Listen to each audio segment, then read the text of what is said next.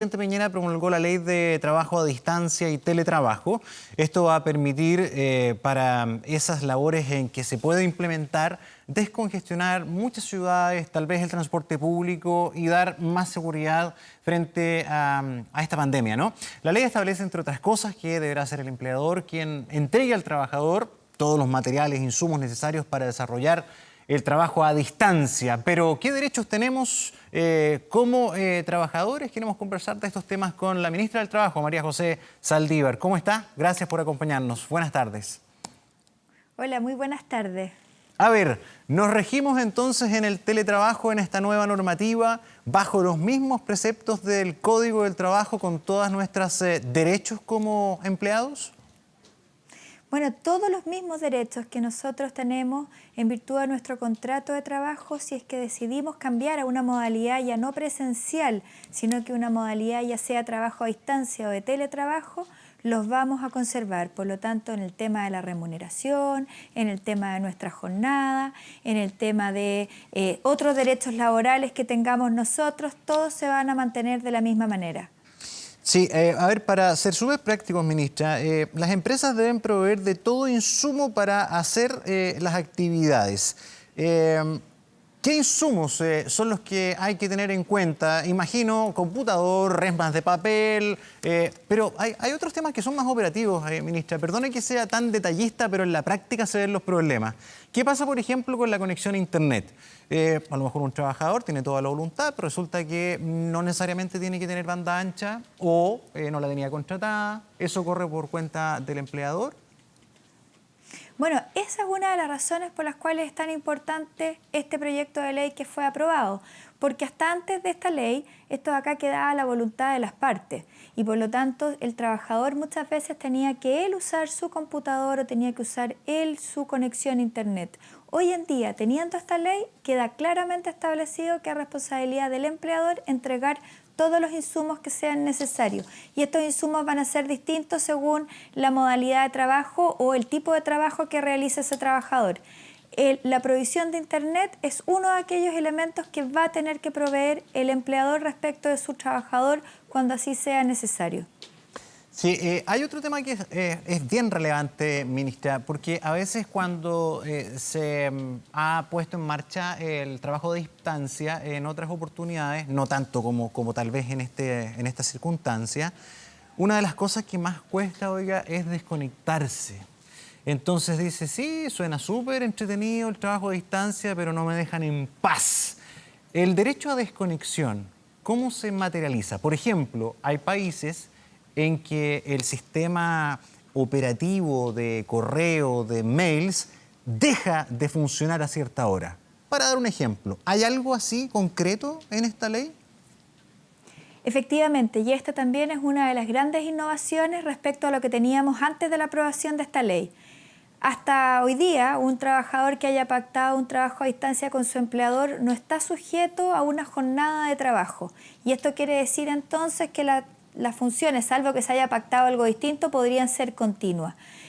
Este proyecto de ley establece dos posibilidades. En primer lugar, mantener exactamente la misma jornada que yo tengo en mi lugar de trabajo, es decir, yo entro a trabajar una hora y termino una determinada hora, lo que puede ser muy útil para algunos trabajadores, pero no para otros. Por ejemplo, puede haber alguien que quiere interrumpir su jornada durante el día obviamente que no hoy día que estamos con esta emergencia del coronavirus, pero por ejemplo para ir a buscar a los hijos al colegio o para ir al supermercado o para hacer otro tipo de funciones como acompañar a su madre adulto mayor al doctor. Pero entonces en estos casos en los cuales el trabajador opte por no mantener exactamente la misma jornada que tenía en su lugar de trabajo físico, puede optar por no tener una jornada determinada, pero garantizándole siempre al menos 12 horas completas de desconexión. Y esto quiere decir que el empleador durante esas 12 horas que van a poder depender de lo que las partes acuerden, porque, por ejemplo, si tengo que realizar trabajos con un país en el cual tiene un horario distinto, puede ser que sea un horario distinto al que estamos normalmente acostumbrados. Pero durante esas 12 horas de desconexión, el empleador no se puede comunicar, no puede enviar instrucciones, no puede enviar correos electrónicos y por lo tanto la persona tiene el derecho a no comunicarse y no conectarse con su empleador. Y si esto no se respeta, el empleado tiene derecho a poder denunciarlo a la Dirección del Trabajo. Por cierto, y esto de acá es un derecho que es absolutamente vanguardista. Somos los únicos en América Latina que tenemos consagrado un derecho como este, que está solamente consagrado en legislaciones europeas muy avanzadas. Ministra, voy a otros casos, porque a veces para entender bien las leyes es bueno ir a la casuística. ¿Cómo funciona, por ejemplo, la accidentabilidad laboral? Mire lo que le estoy planteando, a ver si la ley lo deja contemplado, porque me da la impresión de que acá puede haber mucho de fe. Va a haber que confiar en lo que dice el empleado. Resulta si está haciendo sus 12 o sus 8 horas de trabajo y tiene un accidente dentro de la casa. ¿Cómo se maneja eso? ¿Cómo quedó resuelto? Bueno, nuevamente, esta es una mejora respecto de la situación que teníamos actualmente, que lo que tocaba era que el trabajador tenía que entrar a demostrar que el accidente que había tenido había sido con motivo de su trabajo, porque no estaba claramente establecido. El proyecto de ley, la ley que ya se aprobó, establece expresamente que todos los accidentes que ocurran durante la jornada de trabajo, ya sea trabajando desde el hogar o en otro lugar, van a ser considerados como accidente del trabajo y va a haber un reglamento que va a establecer exactamente cuáles son las obligaciones y los derechos de los trabajadores en esta materia. De alguna manera, la prueba se invierte. El trabajador, si logra demostrar que el accidente ocurrió dentro de su jornada laboral, independiente que se haya realizado en su lugar de trabajo, en su casa o en otro lugar que sea donde esté tomando la conexión, va a ser considerado como un accidente del trabajo y va a recibir, por lo tanto, toda la atención y todas las prestaciones que corresponden de la misma mutualidad u organismo administrador en donde se encuentra afiliado su empleador. Ministra Saldívar, quiero pasar a las licencias médicas por aislamiento al tener sobre todo contactos de los trabajadores con pacientes confirmados del COVID-19.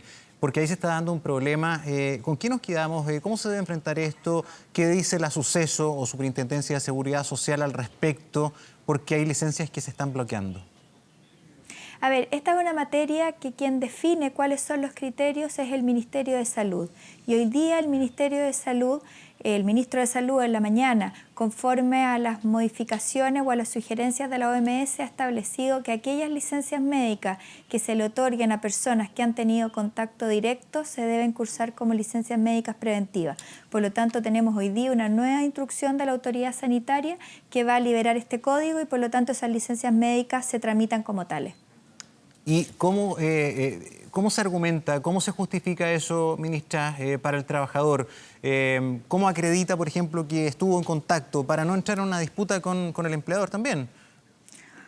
Cuando a un paciente se le diagnostica como positivo en el caso de coronavirus, el médico debe no solo entregarle la licencia médica a ese paciente, sino que además debe preguntarle quiénes son aquellas personas que tienen contacto estrecho o contacto directo con él y extender las respectivas licencias médicas para esas otras personas en caso de que lo requieran. ¿Y eso operativamente está funcionando? Porque hasta ayer había varios doctores que estaban mostrando que el sistema les bloqueaba. ¿Se está resolviendo o hay que esperar una modificación legal? Hoy día el ministro de Salud anunció esta modificación en virtud de las disposiciones de la OMS. Muy bien, ministra Saldívar, hay un montón de dudas en materia laboral. Si tiene un minuto, en general, ¿el COVID-19 es una causa de fuerza mayor para eventuales despidos? ¿Es fuerza mayor? A ver, quien determina si es una fuerza mayor o no son los tribunales y por lo tanto son ellos los llamados a pronunciarse al respecto de esta materia.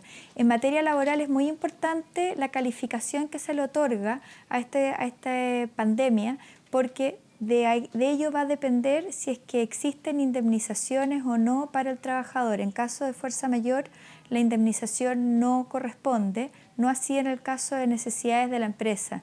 Y es por eso que nosotros hemos hecho un llamado a que ojalá sea considerada esta como causal para darle mayor protección a los trabajadores. Y lo último, porque es un tema que genera mucha pregunta en el comercio, ministra, ¿se puede configurar o no el caso fortuito para el pago de los sueldos? Por ejemplo, empresas que tienen sus sucursales en los malls, que son varias, ellos tuvieron que cerrar por fuerza la semana pasada.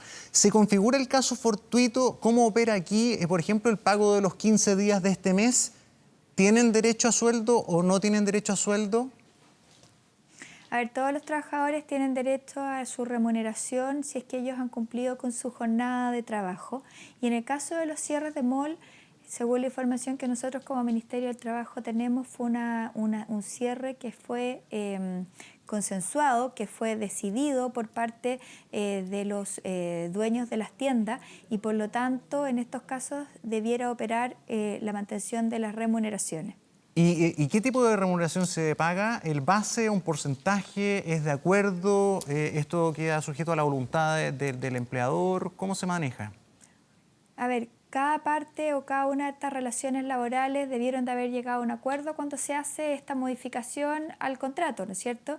Y básicamente o debiera de pagarse el base o el sueldo mínimo y hay que estar a lo que se acordó entre las partes al momento de decretar esta suspensión, que fue una suspensión que fue absolutamente convencional, es decir, por acuerdo de las partes.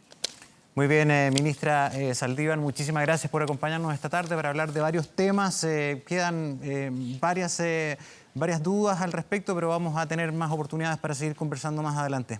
Gracias por acompañarnos. Muchas gracias a usted. Hasta luego. Bien, y a propósito de sueldos, el ministro de Hacienda, Ignacio Prior,